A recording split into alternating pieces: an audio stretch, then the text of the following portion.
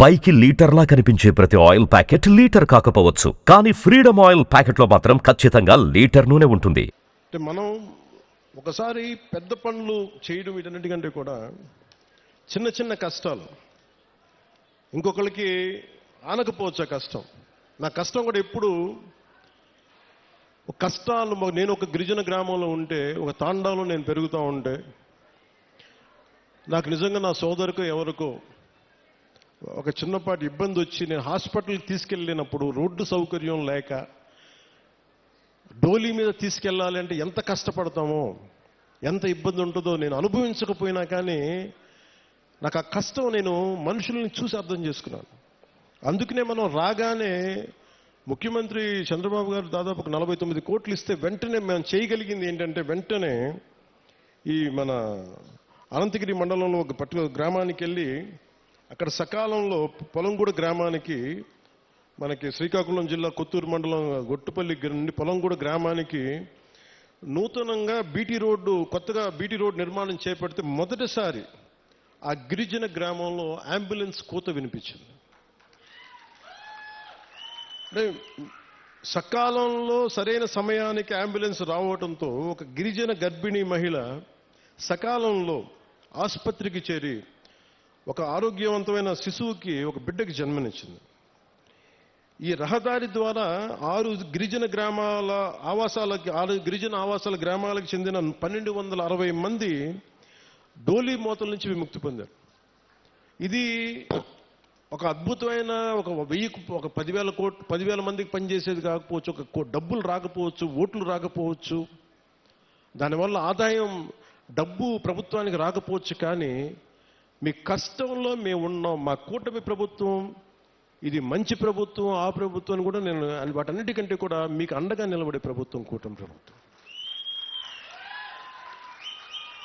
నేను ప్రత్యేకించి ఈరోజు మిమ్మల్ని కోరుకుంటుంది, 2018లో నేను ఇక్కడ తిరిగాను పోరాట యాత్ర. అప్పుడు అన్ని కష్టాలను చూశాను.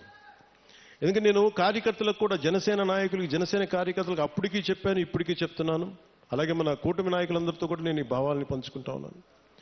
మనం కనుక ప్రజలతో మమేకమై తిరిగి కష్టాలని, వాళ్ళు ఏం కష్టాలు పడుతున్నారో మనం నిజంగా చేయగలిగితే, నాకు ఆ మనసు నలిగిపోయిన 2018 పోరాట యాత్ర అప్పుడు, అరే నా చేతిలో అధికారం లేదు, కనీసం చిన్నపాటి ఒక ఆడబిడ్డకి కన్నీళ్లు తుడిచిండే శక్తిని ఇవ్వు భగవంతుడాన్ని కోరుకుంటే, ఆ రోజు పరమశివుడు అనుగ్రహించి, నూకాలమ్మ అనుగ్రహించి, మోదమాంబ అనుగ్రహించి, ఈ రోజున కూటమి ప్రభుత్వాన్ని ఈ రోజున మాకు అధికారం ఇచ్చి, వాళ్ళ అధికారం ఇవ్వడం వల్ల మీ ఆశీస్సులు అంటే ఎంత బలంగా కోరుకున్నామో ఆ రోజున, ఈ రోజున మేము దాదాపు 1,005 కోట్లు, అంటే దాదాపు 1000 కోట్ల పైన డబ్బులు 1050 కిలోమీటర్ల రోడ్డుకి వేయగలుగుతున్నామండి. రోడ్లు వేయటమే కాదు, మీ జీవితాలు కొంత మెరుగవుతాయి, కొంత ట్రాఫిక్ పెరుగుతుంది, కొంత మనకి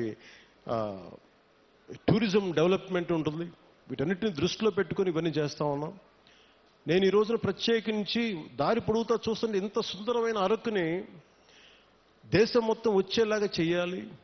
అలాగే ఏం చేయాలని కూర్చోబెట్టి టూరిజం శాఖ మంత్రివర్యులతో మాట్లాడతాను, శ్రీ కందుల దుర్గేష్ గారితో, గౌరవ ముఖ్యమంత్రి గారితో మాట్లాడతాను, సంబంధిత జిల్లా అధికారులతోటి, కలెక్టర్ గారితో మాట్లాడి మీకు అభివృద్ధిలో ఇక్కడున్న యువత గంజాయి వైపు కాకుండా మీరు టూరిజం వైపు వెళ్ళాలి, సేవలు, మీరు సర్వీస్ సెంటర్స్ పెట్టుకోవాలి, ఇక్కడ కూర్చోబెట్టి చిన్న చిన్న హోటల్స్ నడుపుకోవాలి. మీకు ఏదైనా స్థలాలు ఉంటే మీరు అక్కడ కూర్చోబెట్టి కొంచెం ఓపెన్ క్యాంప్స్ పెట్టుకునేలాగా, 10 డబ్బులు వచ్చేలాగా, కొంతమందికి వృత్తి ఉపాధి వచ్చేలాగా ఖచ్చితంగా కృషి చేస్తాం. అలాగే ఇందాక కలెక్టర్ గారు మాట్లాడుతా, ఇప్పటికీ 2,25,000లో మన కాఫీ తోటలు ఉన్నాయి. ఇంకో పర్టికులర్కి జిరాయితీ పట్టాలు కానీ, లేదంటే పోడు పట్టాలు కానీ కలిపి ఇంకొక 1,00,000 పైన మేము ఎకరాల్లో కాఫీ తోటను సాగు చేయాలనుకుంటున్నాం. దీనికి కాఫీ తోటలు పెంచాలంటే ఎత్తైన చెట్లు, వృక్షాలు కావాలి.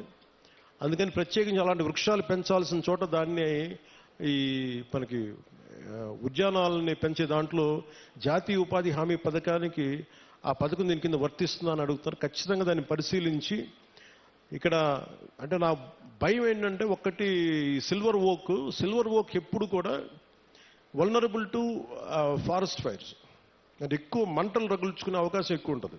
అది స్థానికమైన చెట్టు కాదు.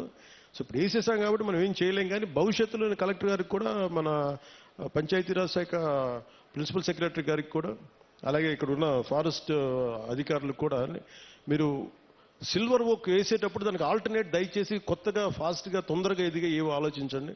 ఖచ్చితంగా 1,00,000 ఎకరాలు కాఫీ సాగు ఉంటే, కాఫీ బోర్డు నిర్ణయించుకుంటే ఖచ్చితంగా దాన్ని మరింత ఆదాయం పెరుగుద్ది, మరింత మనకి యువతకి ఉపాధి అవకాశాలు ఉంటాయి. దీన్ని దృష్టిలో పెట్టుకొని పర్యావరణానికి, ఎందుకంటే ఎసిడిక్ ఎక్కువైపోద్ది, మన ఎసిడిక్ సాయిల్లో ఎసిడిటీ పెరిగిపోద్ది ఈ సిల్వర్ ఓక్ వేస్తే. అది మన నేటివ్ ప్లాంట్ కాదు. అందుకనే పనస కానీ, మామిడి కానీ, ఇంకా తొందరగా ఎదిగే మొక్కలు ఏమున్నాయి, వీటన్నిటి వృక్షాలు ఏమున్నాయి, వీటిని దృష్టిలో పెట్టుకొని ఖచ్చితంగా కలెక్టర్ గారు అడిగిన ఈ ప్రతిపాదన ముందుకు తీసుకెళ్తాం. ఖచ్చితంగా 1,00,000 ఎకరాల్లో కాఫీ తోటని ముఖ్యమంత్రి గారు తెలియజేశారు. ఖచ్చితంగా దీన్ని సాధిస్తామని మీ అందరికీ తెలియజేసుకుంటాం. సుమన్ టీవీలో మీ పర్సనల్ అండ్ బిజినెస్ ప్రమోషన్స్ కోసం కింది నెంబర్కి కాంటాక్ట్ చేయండి.